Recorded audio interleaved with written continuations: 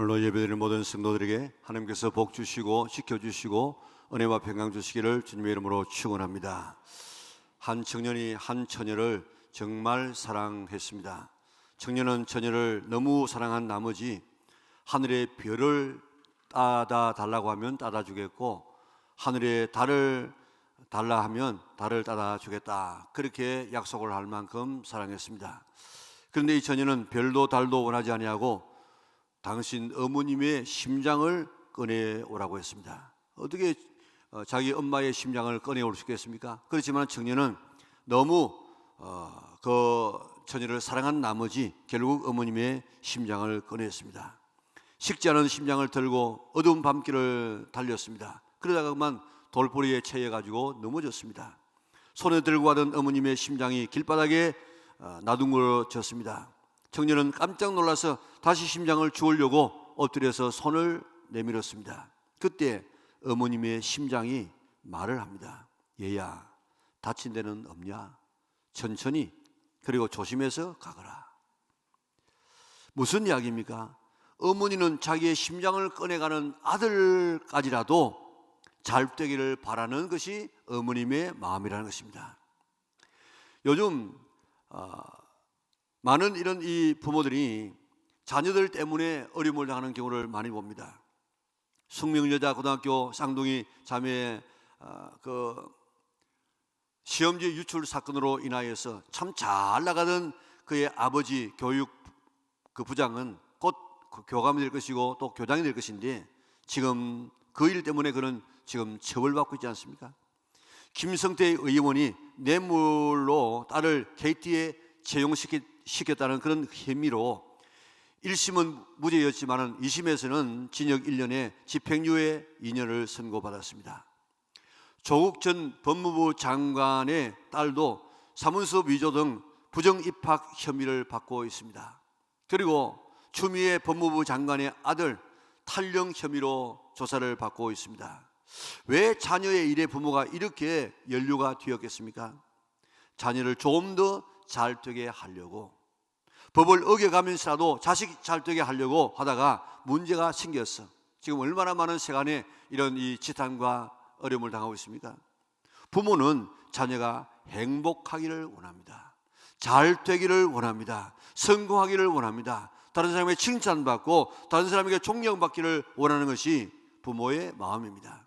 이 세상에 있는 모든 부모는 자녀가 잘 되기를 바라지, 어느 부모가 내 자식은 좀 안 됐으면 좋겠다 이런 부모는 한 사람도 없습니다.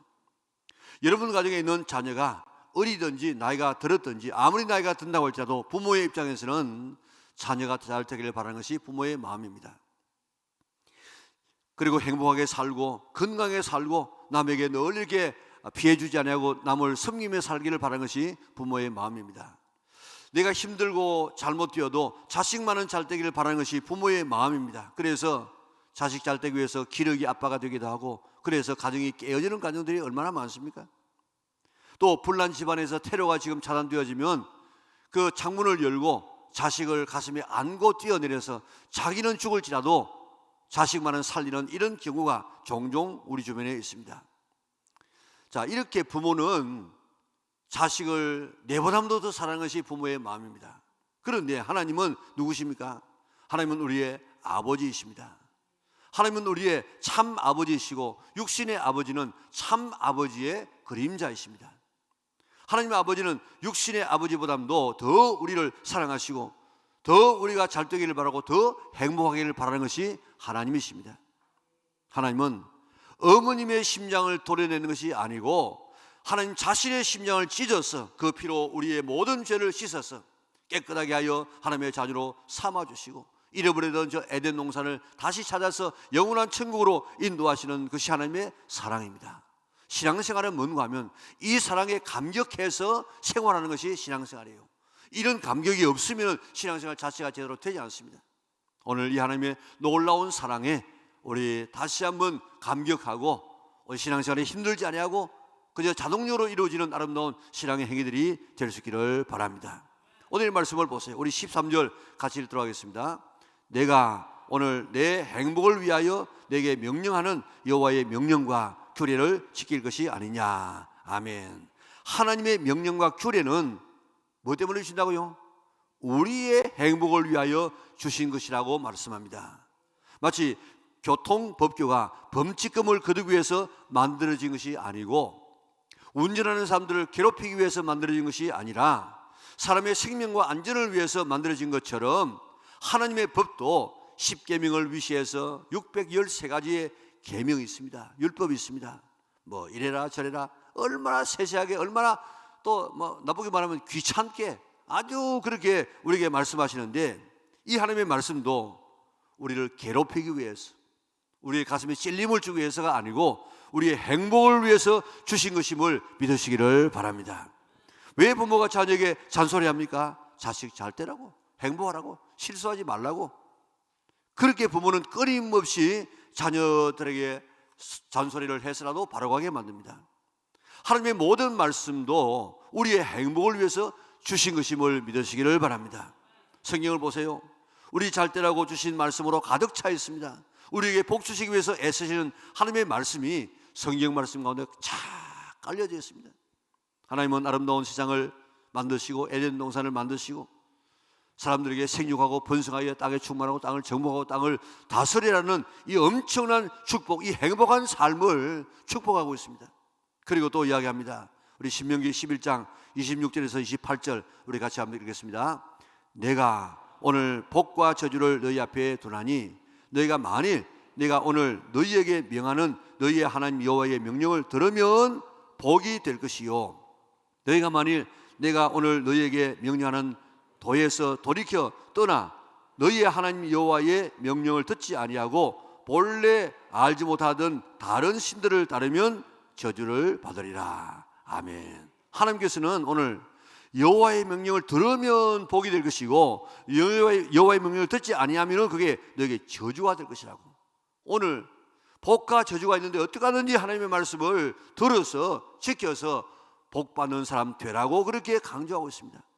신명기 28장 1절에도 2절 보면요, 내가 네 하나님 여호와의 말씀을 삼가 듣고 내가 오늘날 내게 명하는 그의 명령들을 지켜 행하면 네 하나님 여호와께서 너를 세계 모든 민족 위에 뛰어나게 하실 것이라. 내가 네 하나님 여호와의 말씀을 청종하면 이 모든 복이 내게 임하며 내게 이르리니 하고, 그 뒤에 뭐 나가도 들어가도 덕반죽거릇과 소생과 자녀가 상상할 수 없는 엄청난 복을 약속하고 있습니다. 어떻게 하면요?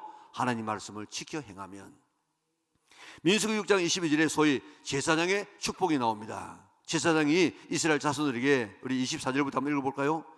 여호와께서 내게 복을 주시고 너를 지키시기를 원하며 여호와는 그의 얼굴을 내게 비추사 은혜 베푸시기를 원하며 여호와는 그 얼굴을 내게로 향하여 드사 평강 주시기를 원하노라 할지니라 하라. 아멘. 자, 여기에 하나님께서 그렇게 이 아론의 제사장을 통해서 그렇게 말씀하시면 복 주시기를 원하고 지켜주시기를 원하고 평강을 주시기를 원하고 하나님께서 이런 이 은혜 주시기를 원합니다. 그렇게 말하면 말한 그대로 하나님께서 복을 주시겠다고 약속하고 있습니다. 하나님이 이렇게 막 시켜가지고 복을 받도록 시켜가지고 복을 주시는 이런 하나님이 우리가 믿는 하나님이십니다.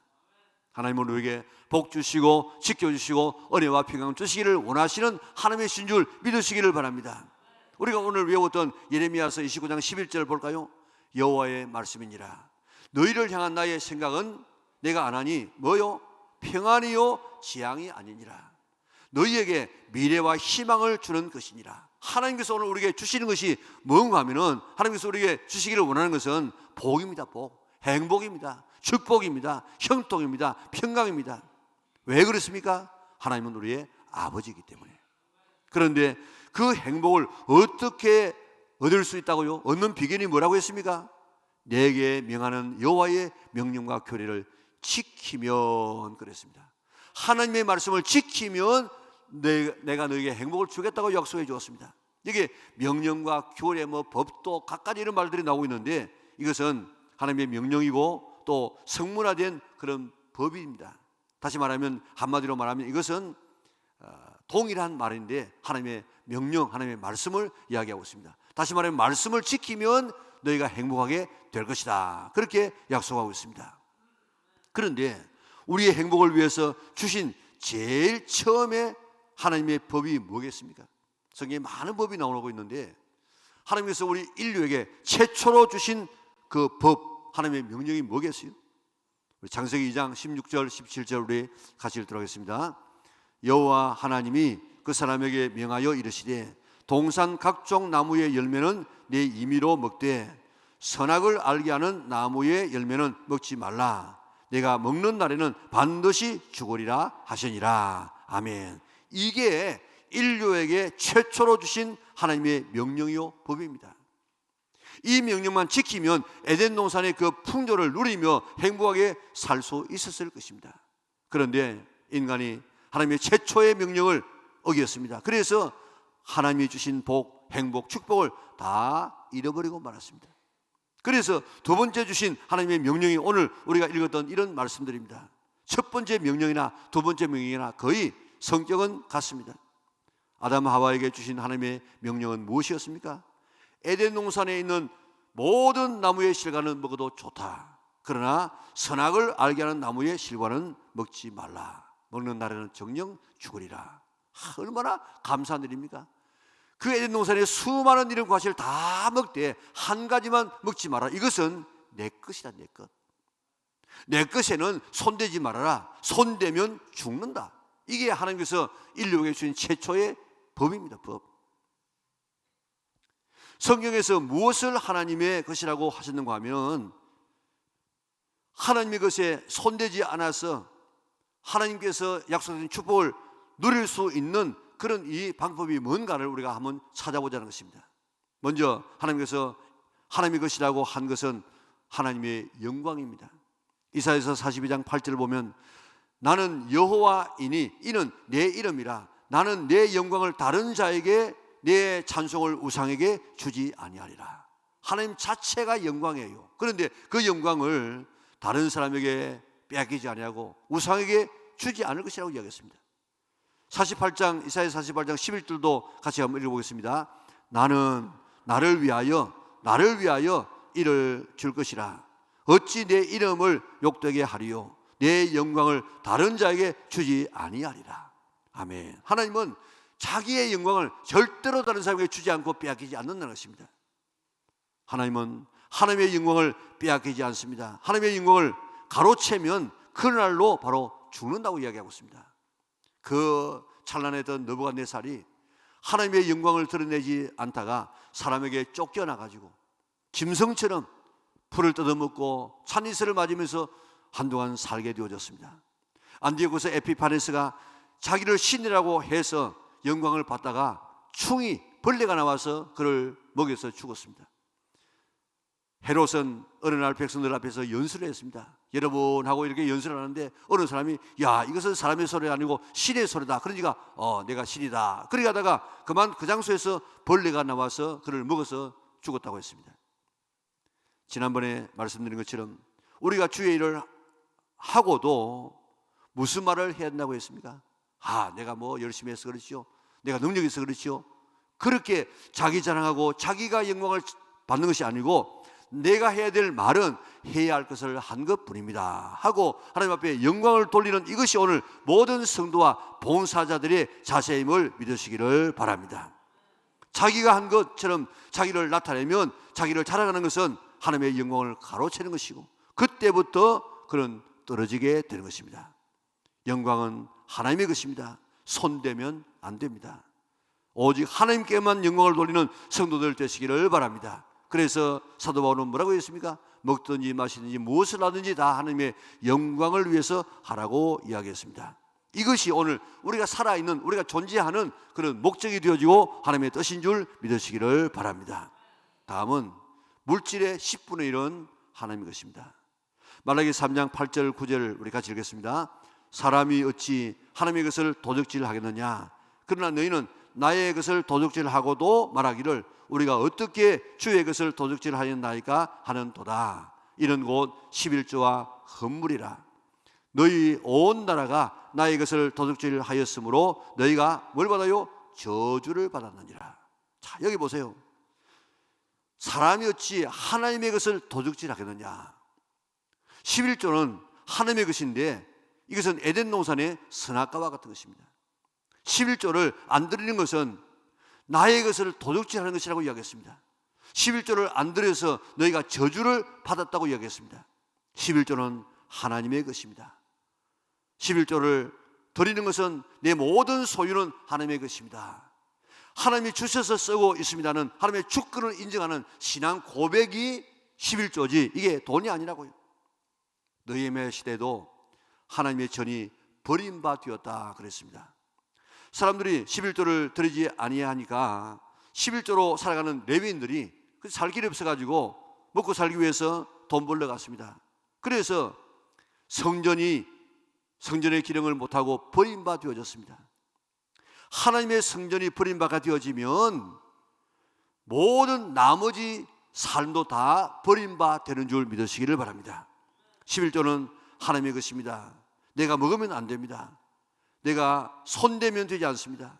내가 먹을 것이 없어서 내 혀를 모래에 꽂는 한이 있다고 할지라도 하나님의 것은 손대면 안 되고 하나님의 것을 먹으면 안 됩니다. 하나님의 것을 하나님께 드릴 수 있는 성도들 되시기를 바랍니다. 어떤 분은 좀 이 11조의 본래 그 정신대로 한번 살아보면 좋겠어요. 성경에는 11조는 세 가지가 있습니다. 제1의 11조가 레위인의 생활비로 드리는 11조입니다. 우리 생활비에서 그 10분의 1을 떼가지고 이렇게 드립니다. 그리고 나머지 90% 가운데서 또 11조를 뗍니다. 이 제2의 11조인데 이것은 성전 관리나 혹은 절기용을 위해서 쓰기 위해서 11조를 뗍니다. 그리고 또 3년마다 한 번씩 또 11조를 또 떼요.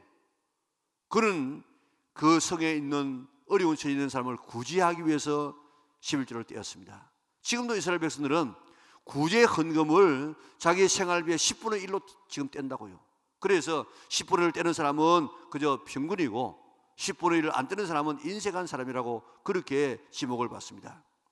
그러니까 사실 어떤 의미에서 보면 11조는 23%의 것을 떼어가지고 하나님 앞에 드리는 것입니다. 그렇기 때문에 우리가 이 11조를 이거는 하나님의 것인데 이거 내가 안 드리면 도둑질하는 것인데 그리고 11조를 드리면서 정확하게 드리지 아니하고 그저 대충 드리면서 11조 드린다고 그렇게 말하는 사람이 있습니다. 그것도 안 돼요. 정확하게 하나님 앞에 드릴 수 있는 성도들 될 수 있기를 바랍니다. 자, 이스라엘 백성들 보세요. 그렇게 철저하게 11조 드리니까 가장 세상에서 경제적인 그런 이 축복을 받지 않습니까? 오늘도 11조 드리면 하늘 문을 열고 황충이 먹지 아니하고 귀한 전에 떨어지지 아니하고 다른 사람의 복되다 그렇게 한다고 이야기했습니다. 오늘 11조 드리는 것 하나님이 잡수려고 하는 것이 아니고 우리의 행복을 위하여서 하나님께서 그렇게 명령하시는 명령인 줄 믿고 우리가 그 말씀에 순종하여서 행복한 우리 성도들 다 될 수 있기를 바랍니다. 다음은 시간적인 면에서 7분의 1은 하나님의 것입니다. 신명기 5장 14절에 보면 일곱째 날은 내 하나님 여호와의 안식일인즉 너나 내 아들이나 내 딸이나 내 남종이나 내 여종이나 내 소나 내 나귀나 내 모든 가축이나 내 문 안에 유하는 객이라도 아무 일도 하지 못하게 하라. 내 남종이나 내 여종에게 너같이 안식하게 할지니라. 안식일은 하나님의 날, 하나님 날. 그래서 여호와의 안식일은 그랬습니다. 하나님과 함께 쉬면서 하나님 앞에 예배드리고 하나님과 사귀고 또 이웃을 섬기는 날로 삼아야 될 것입니다. 신약에서는 이 날을 우리가 주일이라 그렇게 하죠. 말 그대로 내 날이 아니고 주님의 날입니다. 그러므로 주님의 날을 내 날처럼 사용하지 말고 말 그대로 주님의 날로 쓰시기를 바랍니다. 내 할 일 다 하고 주님의 날을 하지 말고 가능한 하면 이 온전히 주일을 온전히 바치려고 애를 쓰는 성도들 되시기를 바랍니다. 느헤미야서 13장 18절 우리 같이 한번 읽겠습니다. 너희 조상들이 이같이 행하지 아니하였느냐. 그래서 우리 하나님이 이 모든 재앙을 우리와 이 성읍에 내리신 것이 아니냐. 그럼에도 불구하고 너희가 안식일을 범하여 진노가 이스라엘에게 더욱 심하게 임하도록 하는도다 하고. 아멘. 자, 이거요 가만히 보세요. 너희 조상들이 안식일을 범했다는 것입니다. 그래서 이 모든 재앙을 우리와 이 성읍에 내리게 했다. 이 재앙이 뭡니까? 나라가 바벨론에 망하고 또 지금도 페르시아의 속국에 되어 있는 이 지경입니다. 바벨론의 나라가 망할 때에 그 비참함은 말로 다 할 수가 없습니다. 성이 포위가 되어졌습니다. 그 성 안에 있는 사람들이 이제 먹을 것이 없어가지고 자기 아기를 삶아 먹는 이런 일들까지 벌어졌습니다. 마지막 왕 시드기야는 도저히 견딜 수 없어가지고 이제 왕들이 하는 비밀 통로를 통해 가지고 그 성을 지금 빠져나오다가 상당히 멀리까지 갔어요. 갔는데 그의 가족들이 다 바벨론 군사에게 포로가 되어집니다. 그리고 왕에게 끌려가 가지고 그 왕 앞에서 시드기야 왕이 자기의 아들이 다 살해되는 끔찍한 모습을 지켜봅니다. 그리고 눈 뽑습니다. 눈을 갖다가 뭐 아주 마취를 해가지고 뽑겠습니까? 아마 손가락을 푹 넣어가지고 한번 찔러가지고 눈 뽑았을 것입니다. 그렇게 하고 쇠사슬로 묶어서 바벨론으로 짐승 끌듯이 끌려갔습니다. 그러니까 일반 백성들은 그 비참함이 얼마나 대단했겠습니까? 그런 재앙이 왜 왔다고요?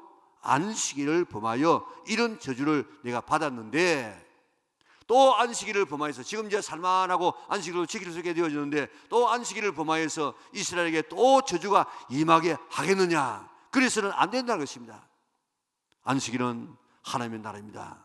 이는 선악과입니다. 이건 내가 마음대로 먹으면 안 되는 나라입니다. 그렇기 때문에 이스라엘 백성들에게 이 안식일을 안 지켜가지고 저주가 왔는데 또 지금 안식일을 안 지켜가지고 또 같은 저주를 받으려고 하느냐 하는 이 느헤미야의 이 말씀을 잘 귀담아 들어서 안식일답게 지내는 성도들 되시기를 바랍니다. 이사야 58장 13절에 보면 안식일을 어떻게 지켜야 되느냐 소개하고 있는데, 안식일에 내 발을 금하여 오락을 금하고 내 길로 행하지 아니하며 내 오락을 구하지 아니하고 사사로운 말을 하지 말라. 그러면 즐거움을 얻게 될 것이고, 그리고 너를 높여주게 될 것이고, 야곱의 기업, 야곱의 이 축복을 받게 될 것이다. 그렇게 이야기하고 있습니다. 내 발을 금하여 내 길로 행하지 아니하며, 참 이거 요즘 우리가 필요한 말입니다.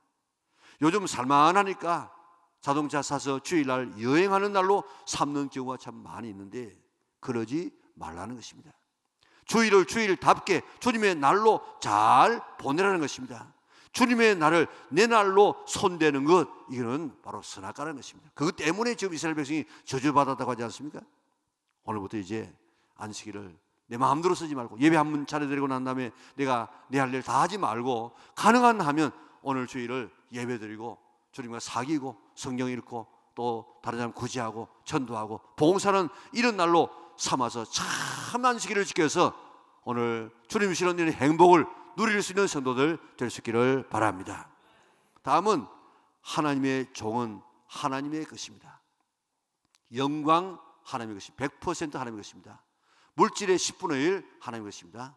그리고 시간의 7분의 1 하나님의 것입니다. 그리고 하나님의 종도 하나님의 것입니다. 하나님의 종이기 때문에 사람이 손대면 안 돼요.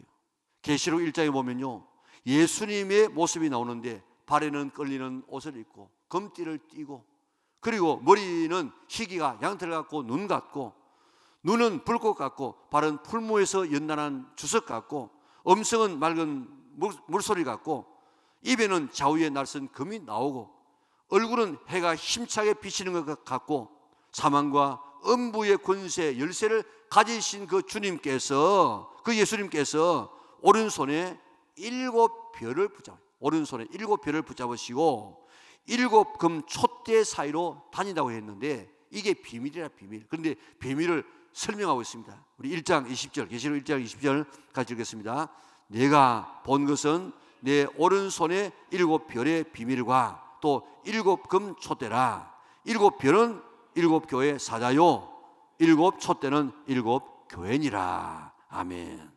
예수님께서 7 교회를 다니신다고 해서 7 교회는 모든 교회를 통칭하고 있습니다. 그러니까 예수님께서 7 교회를 다니면서 교회의 그 형편과 처지를 아시고 필요한 것을 채워주시는데, 그러면서 7 교회 사자 교회를 7 교회를 다니시면서 7 별을 붙잡으시는데, 7 별이 뭐냐? 7 교회 사자라. 사자.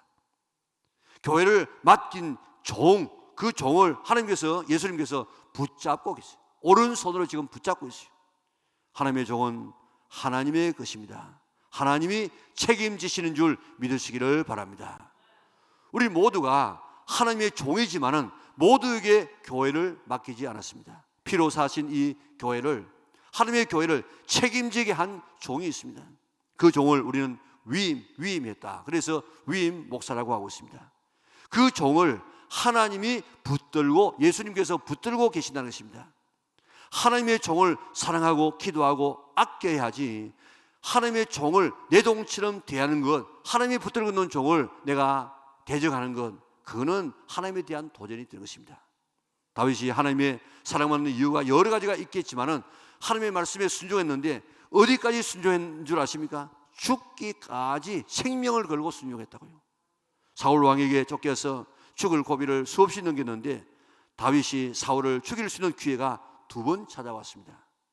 신하들이 명령만 하시면 내가 죽이겠다고 이야기했습니다. 그 사울 죽여버리면요, 이제는 자기가 살 수 있습니다. 안 죽이면 자기가 죽을 수도 있어요. 그런데 그를 죽여버리면 자기 살고 또 왕이 될 수 있고 또 이상 쫓겨다니지 않을 수 있습니다. 그런데 다윗은 사울을 죽이지 않습니다. 왜 그런 줄 아십니까? 사무엘상 24장에 보면 사울이 다윗을 죽이기 위해서 축에 가다가 굴에 들어가서 잠을 잤어요. 너무 피곤해서 아마 잠을 잤는 것 같은데 너무 고나게 잠을 자는데 그 안에, 그 깊은 곳에 다윗과 병사들이 숨어 있었다고요. 병사들이 다윗에게 이야기합니다. 명령만 하시면 내가 단칼에 사울의 목을 가지고 오겠습니다. 그때 24장 5절 6절에 이런 말씀이 있습니다. 우리 같이 읽겠습니다. 그리한 후에 사울의 옷자락 뱀으로 말미암아 다윗의 마음이 찔려 자기 사람들에게 이르되 내가 손을 들어 여호와의 기름 부은 받은 내 주를 치는 것은 여호와께서 금하시는 것이니 그는 여호와의 기름 부음을 받은 자가 됨이니라 하고. 아멘.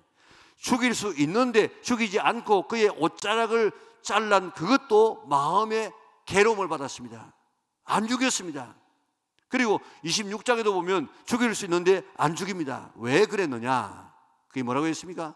여호와께서 기름 부은 받은 자는 내 주를 치는 것은 여호와께서 금하신 것이니, 하나님께서 세우신 종을 치는 것은 여호와께서 금하신 것이기 때문에 죽일 수 있음에도 불구하고 안 죽였다 이 말입니다. 안 죽였어요.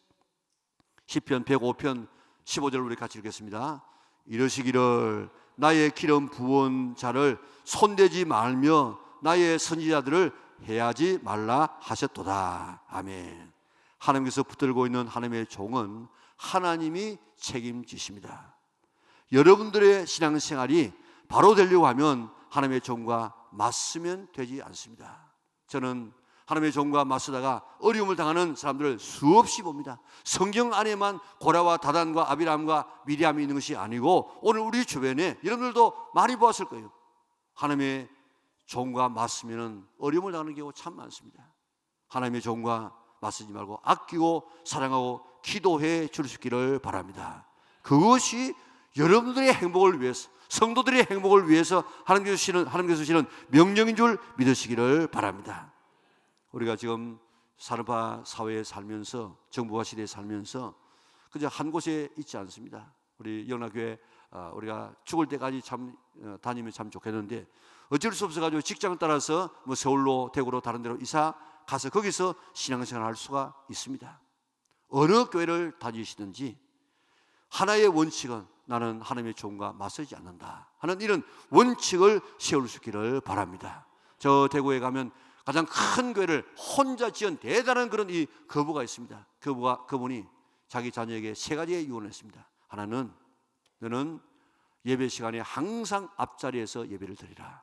2번째는 하나님의 종과 맞서지 말아라. 이단을 이야기하지 않는 한에서는 하나님의 종과 맞서지 말고 섬겨라. 그리고 11조 드리라. 이 3가지를 그 아버지가 자식에게 유언해 주고 그의 후손들이 하나님 앞에 은혜를 받는 그런 모습을 볼 수 있습니다.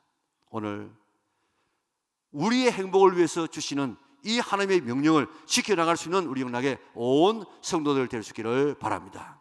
하나님은 아담과 하와의 행복을 위해서, 우리의 행복을 위해서 하나님의 그신 선악과는 손대지 말라 그랬습니다. 그런데 아담과 하와는 손대지 말라고 하는 하나님의 것을 손대다가 자신뿐만 아니라 모든 인류를 불행으로 몰아넣고 말지 않았습니까? 하나님은 우리의 행복을 위해서 하나님의 명령을 지키라고 말씀하고 있습니다. 하나님의 것에 손대지 말라고 이야기하고 있습니다. 하나님의 것은 먼저 하나님의 영광입니다. 두 번째는 11조입니다. 세 번째는 주일의 성수입니다. 네 번째는 하나님의 종입니다. 이것은 우리가 손대는 영역이 아닙니다. 이 네 가지는 신앙의 가장 기본입니다. 가장 기본. 우리의 행복을 위해서 주시는 이 명령에 순종하여서 영광은 다 하나님 앞에 돌리고 내가 취하지 말고 나는 해야 할 것을 한 것뿐입니다 하는 그런 자세를 가지고 겸손하고 물질의 10분의 1은 주님 앞에 드리고 더 내가 말씀대로 살아보려고 하면 23%만 드려보고 그리고 시간의 7분의 1 주일은 반드시 하나님 앞에 하나님의 날로 잘 지키고 하나님의 종은 하나님께서 지금도 오른손으로 붙잡고 있기 때문에 내가 어떻게 상대하지 말고 하나님 앞에 맡겼어. 오늘도 우리의 행복을 위해서 주시는 이 명령, 이 네 가지 명령에 순종하여서 복받고 행복하고 축복받는 우리 영락의 온 성도들 될 수 있기를 주님의 이름으로 축원합니다.